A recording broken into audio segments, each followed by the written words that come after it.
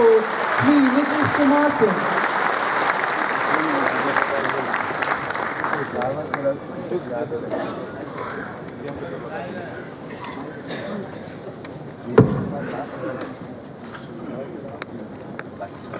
विश्व युवा कौशल दिवस के अवसर पर आयोजित इस कार्यक्रम की अध्यक्षता कर रहे बिहार सरकार के श्रम संसाधन मंत्री श्री विजय प्रकाश जी, मंच पर विराजमान बिहार सरकार के योजना एवं विकास तथा जल संसाधन मंत्री श्री राजीव रंजन सिंह उर्फ ललन जी,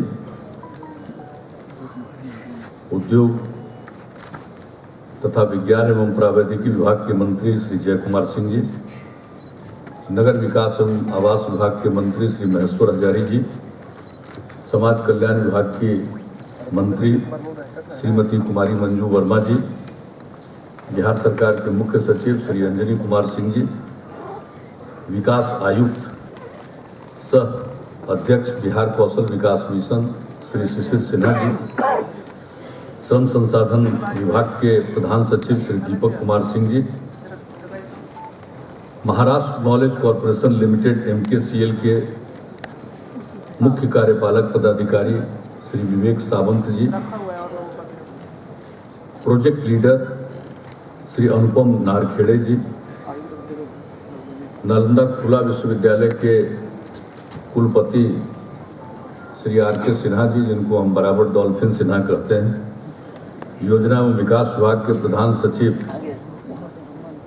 श्री दीपक प्रसाद जी, नगर वित्त विभाग के प्रधान सचिव श्री धर्मेंद्र गंगवार जी, नगर विकास एवं आवास विभाग के प्रधान सचिव श्री चैतन्य प्रसाद जी, समाज कल्याण विभाग के प्रधान सचिव श्री अतुल प्रसाद जी, सूचना प्रावैधिकी विभाग के सचिव श्री राहुल सिंह जी, मुख्यमंत्री के सचिव श्री अतीश चंद्र जी, पटना प्रमंडल के आयुक्त श्री आनंद किशोर जी, यहाँ उपस्थित सभी जिलाधिकारीगण, यहाँ उपस्थित औद्योगिक प्रशिक्षण संस्थान के प्राचार्य एवं उप प्राचार्यगण, कुशल युवा कार्यक्रम के सभी प्रशिक्षकगण, उपस्थित प्रशिक्षणार्थीगण, विशिष्ट अतिथिगण, प्रिंट एवं इलेक्ट्रॉनिक मीडिया से जुड़े पत्रकार मित्रों, छायाकार बंधुओं, बहनों एवं भाइयों, मैं सबसे पहले विश्व युवा कौशल दिवस के अवसर पर आप सबको अपनी शुभकामनाएं देता हूं। यूनाइटेड नेशंस ने यह तय किया कि 15 जुलाई को हम युवा कौशल दिवस के रूप में मनाएंगे पूरे दुनिया में। और पिछले वर्ष से ही श्रम संसाधन विकास विभाग ने यह काम इस दिवस पर विशेष आयोजन करना प्रारंभ किया है। और पिछले वर्ष से जो काम इन्होंने शुरू किया है, एक साल में इन्होंने उस काम को बहुत ही मुस्तैदी से आगे बढ़ाया है। इसके लिए मैं श्रम संसाधन विभाग को बधाई देता हूँ, मंत्री जी को, प्रधान सचिव को और अन्य सभी इनके साथ काम करने वाले अधिकारियों को। आप सबको मालूम है कि हम लोगों ने 7 निश्चय का ऐलान किया और 7 निश्चय के पहले निश्चय और एक और निश्चय का सीधा संबंध बिहार के युवाओं से। और जो पहला हम लोगों का निश्चय है, आर्थिक हल युवाओं को बल, उसके 5 अवयव। एक अवयव है स्टूडेंट क्रेडिट कार्ड का। 12वीं कक्षा के आगे उच्च शिक्षा की ओर हमारे यूथ बहुत कम जा रहे हैं, मात्र 13.9%। तो जो ग्रॉस एनरोलमेंट रेशियो इतना कम है, इसमें वृद्धि लाने के लिए हम लोगों ने स्टूडेंट क्रेडिट कार्ड योजना की शुरुआत की कि कोई भी युवा जो आगे पढ़ना चाहता है उसको 4 लाख रुपए तक का हम स्टूडेंट क्रेडिट कार्ड उपलब्ध कराएंगे। और इसमें जो हम लोगों ने बैंकों के साथ समझौता किया और उसके अंतर्गत स्टूडेंट क्रेडिट कार्ड के सभी लाभार्थियों के लिए जो मूलधन है और उसके ऊपर जो सूद है, वो दोनों की गारंटी राज्य सरकार ने दे रखी है, ताकि युवा निश्चिंत होकर इस प्रकार के स्टूडेंट क्रेडिट कार्ड से ऋण प्राप्त कर अपनी पढ़ाई को आगे जारी रखें। इसका दूसरा कंपोनेंट है पहले निश्चय का कि हमारे बहुत सारे युवा हैं जो रोजगार की तलाश में कई जगहों पर जाते रहते हैं। देखा यह गया है कि उनको इतनी जगहों पर जाना पड़ता है इंटरव्यू में, हर बार कहीं भी जाएगा कोई तो उसके लिए आने जाने का खर्च चाहिए। अगर कहीं घर के बाहर दूसरी जगह पर जाएगा तो उसको ठहरने का भी खर्च चाहिए, खाने का भी खर्च चाहिए। अब माता पिता गरीबी के कारण अपने बेटे बेटियों को हर बार रोजगार की तलाश में जाने पर उतनी सहायता नहीं कर पाते। इसके चलते अगर अवसर उपलब्ध भी हो तब भी हमारे बहुत सारे युवा उस अवसर का लाभ नहीं उठा पाते। इसलिए हम लोगों ने यह तय किया कि ऐसे युवा जो 20 से 25 साल के आयु वर्ग के हैं और रोजगार की तलाश कर रहे हैं, वैसे युवाओं को 2 साल तक हम लोग 1000 रुपये प्रति माह का स्वयं सहायता भत्ता दें, ताकि वो रोजगार की तलाश कर सकें। और इसके अलावा हम लोगों ने तय किया कि जैसा हमारे सभी पूर्व वक्ताओं ने कहा, रोजगार पाने के लिए स्किल होना चाहिए, हुनर होना चाहिए। आपको किसी न किसी चीज़ के कौशल का प्रशिक्षण होना चाहिए और तब आपको रोजगार पाने में सहूलियत हो। हमने ये महसूस किया था, बिहार में अनेक काम शिक्षा के क्षेत्र में और विभिन्न क्षेत्रों में किए जा रहे थे, तो हमने जो महसूस किया था कि हमारे युवाओं में एक कहीं ना कहीं मन में थोड़ा एक कॉम्प्लेक्स है। वो यह है कि हमारे बिहार के युवा अंग्रेजी भी 10 लाइन नहीं बोल पाते हैं, तो उसके चलते उनको बाहर बहुत अवसर से वंचित होना पड़ता है। और दूसरी बात है कि आज के समय में कंप्यूटर का इस्तेमाल हर क्षेत्र में हो रहा है, तो अगर कंप्यूटर पर कोई काम करना नहीं जानेगा या कंप्यूटर से संबंधित बुनियादी बातों की समझ उसको नहीं होगी, तो वो फिर किसी भी प्रकार का रोजगार नहीं प्राप्त कर सकता। अब जिस प्रकार से साक्षरता का महत्व रहा है प्रारंभ काल से, अब उस तरह से कंप्यूटर लिटरेसी होगी। भैया बाकी सब चीज़ों में लिटरेट है, लेकिन अगर कंप्यूटर में इलिटरेसी है तो फिर बहुत कठिनाई होगी आज के ज़माने में। तो हमने सोचा कि हम अपने युवाओं को क्यों ना कंप्यूटर का प्रशिक्षण दे दें और इसके साथ साथ उनके अंदर संवाद कौशल का विकास करें कि भाई हिंदी भी ठीक से बोल ले और थोड़ी अंग्रेजी भी बोल सके। तो ये हम लोगों ने सोचा कि इसको बनाना चाहिए। और तीसरी बात, जो हम यहाँ पर बैठे हुए हमारे MKCL के सब सावंत, इनके साथ जब इंटरेक्शन हुआ तो एक बात यह भी आई कि आज के युवाओं में व्यवहार कौशल भी बहुत जरूरी है।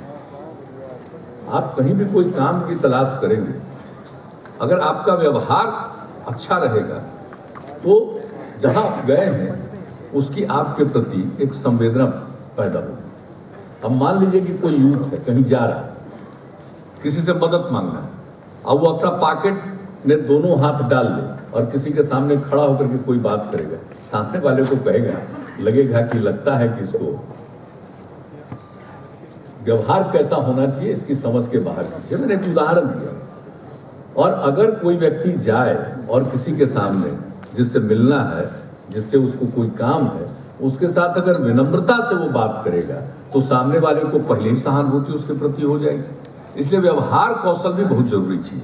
इसलिए हम लोगों ने तीनों चीजों को मिलाया और उसका नाम दिया कुशल युवा कार्यक्रम। यानी कंप्यूटर का ज्ञान, संवाद कौशल यानी भाषा का ज्ञान, बोलचाल ठीक से कर सकें, और तीसरा व्यवहार कौशल। और इन तीनों को मिलाकर कुशल युवा कार्यक्रम 240 घंटे का हम लोगों ने तय किया कि हर यूथ इसको प्राप्त करे। और इसके लिए हर प्रखंड स्तर पर हम लोगों ने कौशल विकास केंद्र की स्थापना की।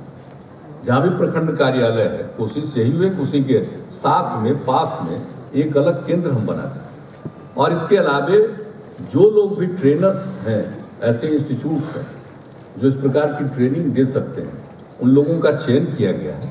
और वो अगर जो सरकार का सेंटर है उसके अलावे भी और सेंटर की ज़रूरत है। हम लोगों ने तो प्रत्येक ब्लॉक में एक सेंटर के लिए जो इंफ्रास्ट्रक्चर की ज़रूरत है उसका भवन बना दिया, सब तरह की सुविधा है।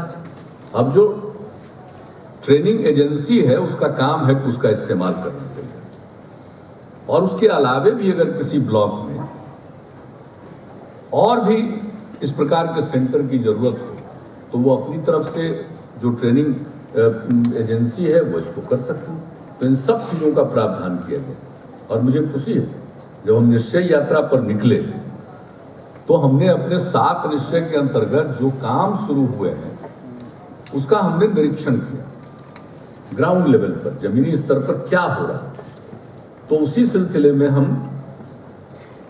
कौशल विकास केंद्रों का भी हमने कई जगहों पर निरीक्षण किया और हमने देखा कि भवन बन गया है।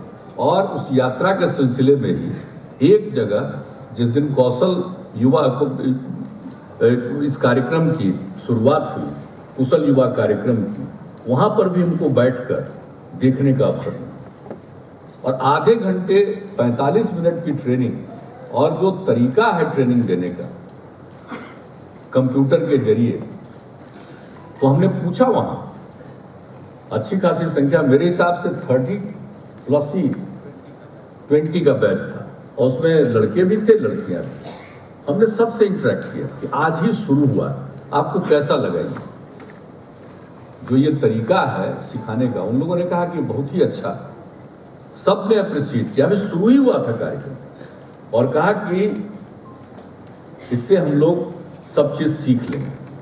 तो ये कार्यक्रम की शुरुआत हुई और जब शुरू हुआ था तो जैसा बता दिया है प्रधान सचिव ने, सारी चीज़ों की जानकारी दे दी है, मुझे दोहराने की ज़रूरत नहीं है।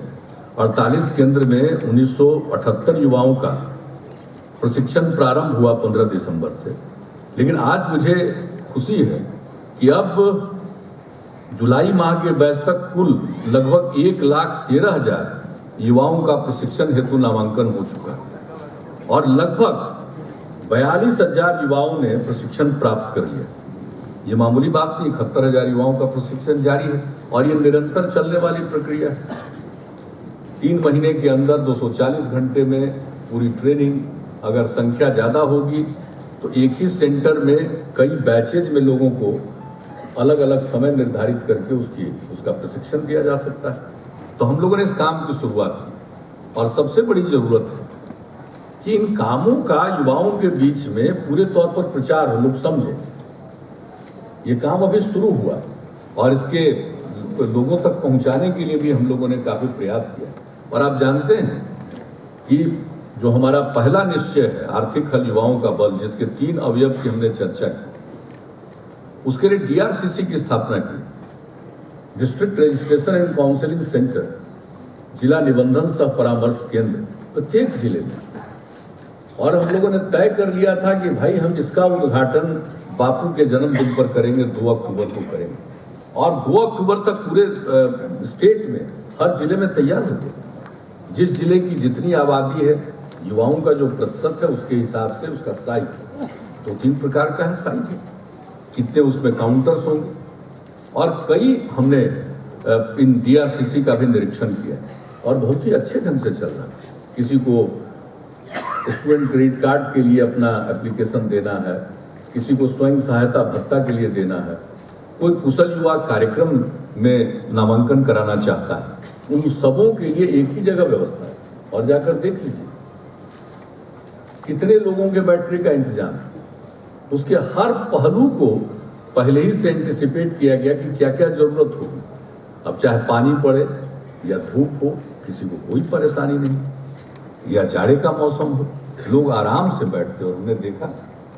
और सुबह से शाम तक। और यही नहीं, हम लोगों ने वहाँ शुरू करा दिया कि थोड़ी काउंसलिंग कीजिए। एक तो कॉलेजेज में जाकर लोगों को बताया जा रहा, उसके अलावा एक स्टूडेंट क्रेडिट कार्ड क्या चीज़ है, बाकी योजनाओं का क्या मतलब है, और जो DRCC है वहाँ पर भी काउंसलिंग की जाए कि लोग आए और वहाँ 1 घंटा लोग बताते हैं कि क्या है स्टूडेंट क्रेडिट कार्ड, किस प्रकार से इसको फाइल करना, और आपको किसी तरह की चिंता करने की जरूरत नहीं।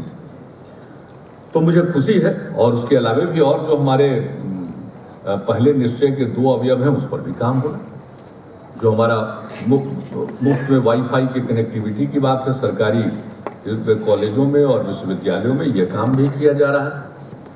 और बहुत सारे कॉलेजेस में हो गया है, कुछ कॉलेज जो बचे हैं उसमें ये लोग काम पूरा कर रहे हैं IT डिपार्टमेंट की तरफ से, तो वह भी काम हो रहा है। और इसके अलावा वेंचर कैपिटल फंड की बहुत हमारे युवा हैं जिनमें काफ़ी उद्यमिता होती है, एंटरप्रेन्योरशिप, और वो अपने पैरों पर खड़ा होकर और लोगों को भी रोजगार देने की क्षमता रखते, उसकी इच्छा रखते। वैसे युवाओं को उनके एंटरप्रेन्योरशिप को प्रेरित करने के लिए, प्रोत्साहित करने के लिए हम लोगों ने वेंचर कैपिटल फंड का गठन किया और उसके लिए नीति बना दी। उनको हम सहायता देते हैं।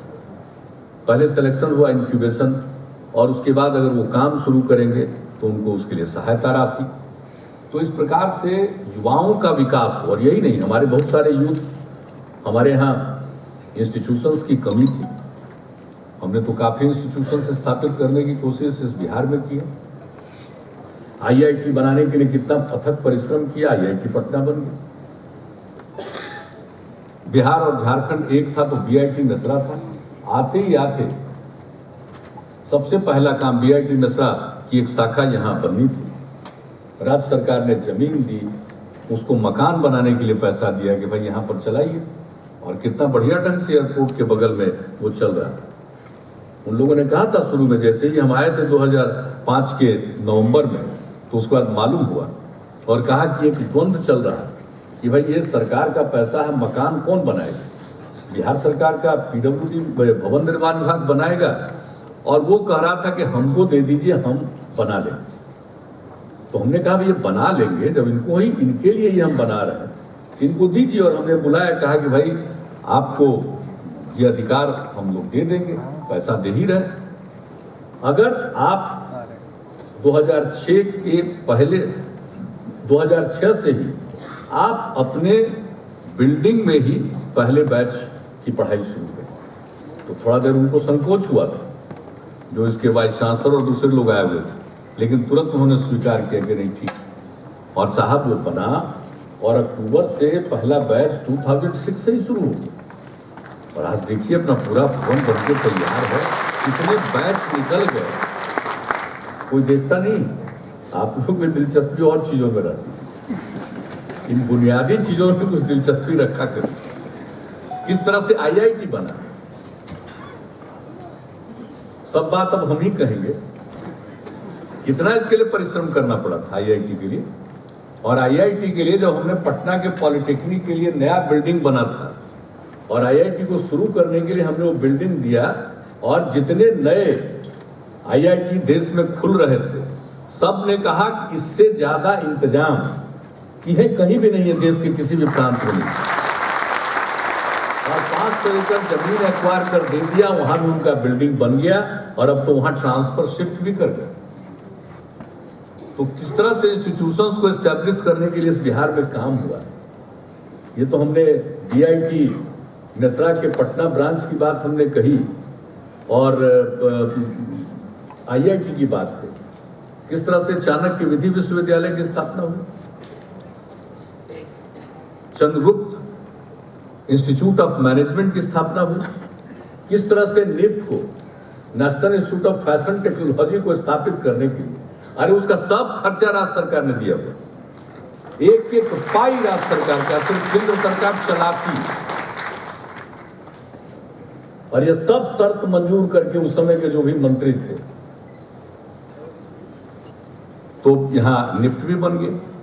कितने इंस्टीट्यूशंस बन गए, आर्यभट्ट ज्ञान विश्वविद्यालय, कितने नए मेडिकल कॉलेज की स्थापना, नए इंजीनियरिंग कॉलेजेस की स्थापना। और अब तो 7 निश्चय में, इसलिए हम लोगों ने एक निश्चय में कर दिया कि हर एक जिले में एक इंजीनियरिंग कॉलेज होगा, हर एक जिले में एक पॉलिटेक्निक संस्थान होगा, हर एक सब डिवीजन में ITI इंस्टीट्यूट होगा, हर एक जिले में महिला ITI होगा, हर एक जिले में पैरामेडिक संस्थान होगा, हर एक जिले में GNM संस्थान होगा, हर एक सब डिवीजन में ANM सेंटर होगा, स्कूल होगा। यानी इतना हम लोगों ने तय किया, सब पर काम किया। और यही नहीं, तब तक हम लोग कई मेडिकल कॉलेजेस खोल चुके थे और उसका काम भी प्रारंभ हम लोगों ने कर दिया था। कुछ तो खुल गए, कुछ प्रोसेस में है। उसके अलावा भी हम लोगों ने तय किया कि और 5 नए मेडिकल कॉलेज बिहार में स्थापित किए जाएंगे सरकार की तरफ से। सबका स्थान का चयन, जगह का, सारे इंजीनियरिंग कॉलेजेस का हर जिले में। अब कहाँ इंजीनियरिंग पढ़ने के लिए किसी को जिले के बाहर जाने की जरूरत पड़ेगी? नहीं जाना। अब बाहर के कितने इंजीनियरिंग कॉलेजेस में हमारे बिहार के यूथ पढ़ते हैं। हम एमपी रहे, केंद्र में मंत्री रहे, हमको बाहर दूसरी जगहों पर जाने का मौका मिला है। हर जगह हमको मिलते थे बिहार में। और एक बार एक राज्य के सीएम ने बना दिया कि भाई हम लोग इतना इंस्टीट्यूट बना रहे हैं, लगता है कि हमको बिहार के लिए ही बनाना पड़ रहा है। मुझको ये बात मन में आ गई थी, तो हमने कहा अच्छा, हम बिहार में इतना बना देंगे कि आपके यहाँ नहीं जाएंगे बिहार के लोग, और पता चला कि उनका इंस्टीट्यूट बंद हो जाएगा। बिहारियों के बल पर इस देश में कितने इंस्टीट्यूट चल रहे हैं। हमारे सावंत जी महाराष्ट्र के, जरा बताइए महाराष्ट्र में कितने इंस्टीट्यूट, कितने बिहारी पढ़ते हैं। जहां जाइए वहीं बिहारी पढ़ते हैं खूब संख्या में। हम जब रेल मंत्री थे, कहीं जाते थे, हमको मिलता था, कहता था कि ट्रेन का कुछ स्टॉपेज या पटना से कनेक्टिविटी यही करवा दी।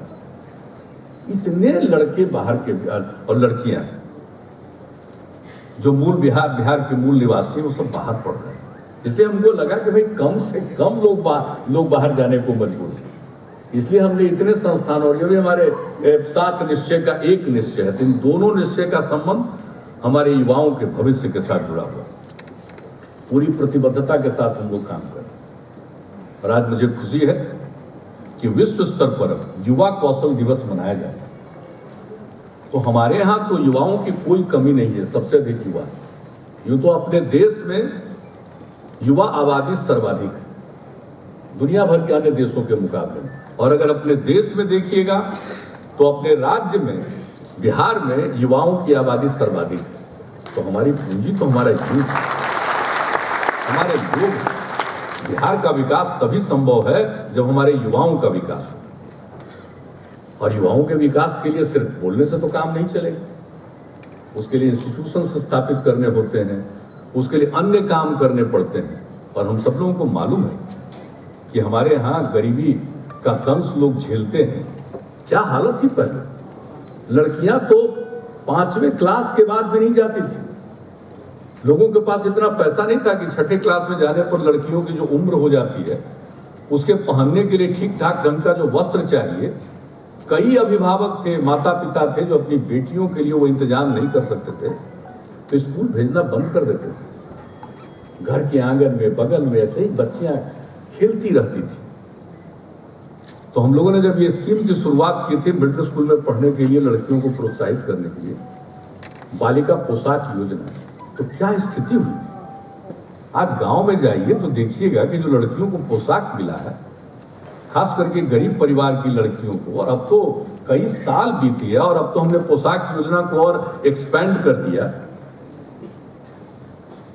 बहुत आगे लेकर चले गए, 12वीं कक्षा तक लेकर चले गए। लेकिन जब शुरुआत की थी 2007 में, मिडिल स्कूल की लड़कियों के लिए शुरुआत की, और नतीजा हुआ कि साल भर के अंदर लड़कियों की संख्या में काफी इजाफा हो गया। तो हम लोगों को लगने लगा कि भाई अब मिडिल स्कूल तक तो पढ़ लेगी, लेकिन मिडिल स्कूल तक पढ़ने से क्या काम चलेगा, कम se कम मैट्रिक तो पास करें। इसलिए हम लोगों ने बिहार में शुरू किया था बालिका साइकिल योजना। 1,70,000 लड़की शिक्षा की। और इस बिहार में लड़कियां साइकिल चलाती थी। पटना शहर में नहीं दिखती थी कोई साइकिल चलाते हुए लड़की। देहात की बात तो छोड़ दी। और देहात में अगर कोई लड़की साइकिल चलाते हुए दिख जाती थी तो क्या सोच था, क्या मानसिकता थी लोगों की। पूरा गांव चिंतित हो जाता था, अरे लड़की साइकिल चला रही है, ये तो हाथ से निकल गई, क्या होगा। चिंता में डूब जाते थे लोग। और जब हमने बालिका साइकिल योजना की शुरुआत की, तब घर घर से लड़की साइकिल चलाते हुए स्कूल जा रही है। लोगों की सोच बदली, मानसिकता में कितना बड़ा बदलाव है। जो हमारे समाज में सोचते थे लड़की साइकिल चलाएगी, आज कितना गौरवान्वित महसूस करते हैं कि उनकी बेटी, उनकी पोती साइकिल चलाकर स्कूल जा रही है। और एक साथ समूह में जब स्कूल जाती है साइकिल चलाते हुए, तो कितना उसके मन में आत्मविश्वास का भाव पैदा होता है। तो यहाँ यही सब किया गया, स्टेप बाय स्टेप काम किया। जब हम लोगों ने ये सब काम किया, अब तो लड़की के लिए सभी काम कर दिए, ऐसा कि हम जहां जाते थे लड़का सब कहता था अंकल कुछ हम लोगों पर भी ध्यान। हमने लड़कों के लिए भी साइकिल योजना की शुरुआत कर दी। अब जाकर आप देखिए स्कूल का क्या नजारा, क्या दृश्य रहता है गांव गांव के स्कूलों को जाकर देखिए। तो उसके बाद ही हमको लगा कि अब इसके आगे और क्या करना है। तो 10 साल तक जो काम किया उसके आगे उसको उस क्षेत्र में और जो आवश्यकता उसको पूरा करने के लिए हम लोगों ने 7 निश्चय के अंतर्गत 2 निश्चय युवाओं से संबंधित रखे और उन दोनों पर अमल हो रहा है। और उसका एक अवयव है, एक निश्चय है, यह कुशल युवा कार्यक्रम। और उसके साथ साथ अन्य जो हमारे कार्यक्रम, कई योजनाएं, हमारी राज्य सरकार की योजना है, कुछ केंद्र प्रायोजित योजना है, सबको मिलाकर हम अपने युवाओं को पूरे तौर पर प्रशिक्षित करना चाहते हैं, उनको कुशल बनाना चाहते हैं, स्किल डेवलपमेंट चाहते हैं। और स्किल डेवलपमेंट का तो आप जानते हैं कब से हम लोगों ने शुरुआत कर दी थी। सबसे पहले अल्पसंख्यक समाज की लड़कियों से हमने की थी हुनर कार्यक्रम, और वैसा कार्यक्रम हिट किया कि उसको लोग बाहर में अपनाने लगे। और उसके बाद उसको हम लोगों ने और एक्सटेंड कर दिया, अल्पसंख्यक समाज से आगे बढ़ाते हुए अनुसूचित जाति, जनजाति, अति पिछड़े वर्ग सब में इन लड़कियों का हुनर तो बढ़ जाए। आपको मालूम है, लोगों को आप असेसमेंट नहीं करते। ये जो हुनर कार्यक्रम हमने शुरू किया था लड़कियों के लिए, आपको पता है आजकल पहले गांव में शादी विवाह होता था तो ये लोग कोई उसको क्या करते हैं जी प्रकाश जी, अरे जो जाता है लोग, अरे पूरा शरीर को ब्यूटी पार्लर पहले होता था गांव में। अब आप जाकर के देख लीजिए, ग्रामीण अंचल में भी खुल गया।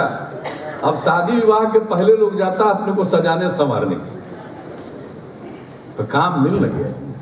कहां काम मिलेगा कोई जानता है? चारों तरफ काम की संभावना, जरूरत है उस संभावनाओं को समझिए, उसका आकलन करिए और उसके लिए तैयारी करिए। तो हम लोगों का जो जो काम हुआ, तो लोग बहुत लोग भूल गए होंगे। मंजरी बाबू को एक बार कहे कि एक बार बैठा दीजिए तो सब बात पुराना सुनते जाइए, रिकॉर्ड करते जाइए, क्योंकि ये लोग तो बदलते रहते हैं ना, सब बदलते रहते हैं। अब हम ही को याद रखना पड़ता है, कल क्या किया था, परसों क्या किया था, सबको बताते रहिए। भाई सब IAS अधिकारी हम कभी भारत सरकार में पोस्टेड थे, कभी यहाँ आए, कभी इस विभाग में, कभी उस विभाग में, तो सब चीज को बताइए, यादें कराते हैं। कितना दिन तक हम अकेले याद करते हैं?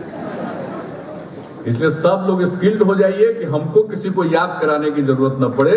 बिहार का हर युवा जागृत हो और फिर ये जो धारा चली है इसको कोई बदल न सके।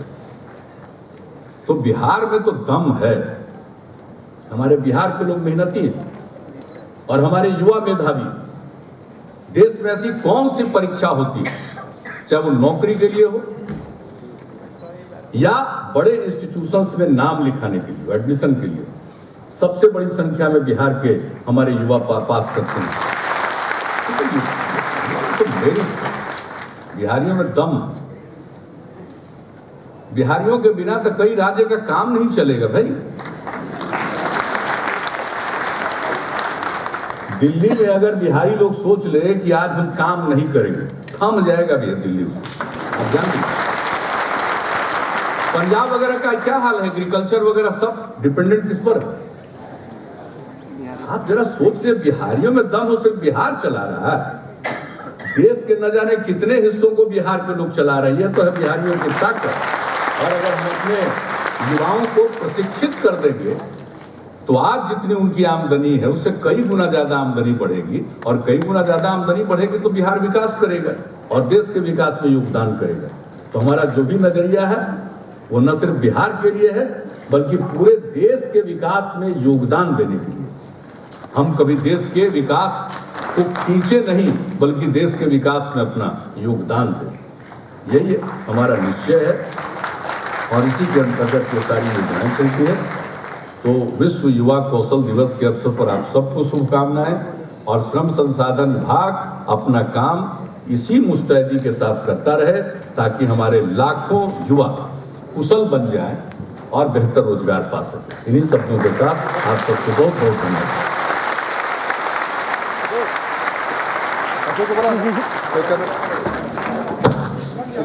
Thank you so much, sir, for your inspirational words. Now it's time for the moment to